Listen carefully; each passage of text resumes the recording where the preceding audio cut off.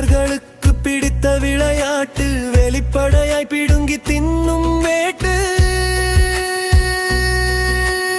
அடுத்தவர் உழைப்பை சாருண்ணியாய் உறிஞ்சி உன் வீட்டு ஒட்டுண்ணிகள் கொழுக்க பறிப்பது தவறு என தெரிந்தும் துணிந்து செய்வது ஏனோ?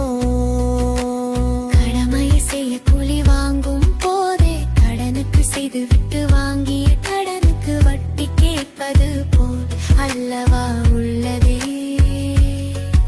இது என்னவே இல்லையோ?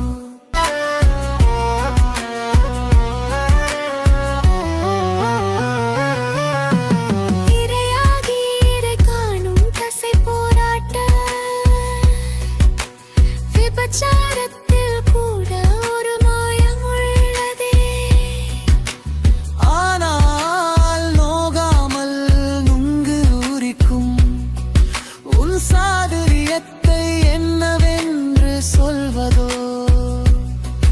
உன் குடும்பத்தாருக்கு கொடுத்து அழகு பார்க்கும் அந்த சொகுசு வாழ்க்கையில் கொடுத்தவர்கள் உருவம் உன்னவர்கள் திருமேனியில் பற்றி இருப்பது உனக்கு புலப்படவில்லையே?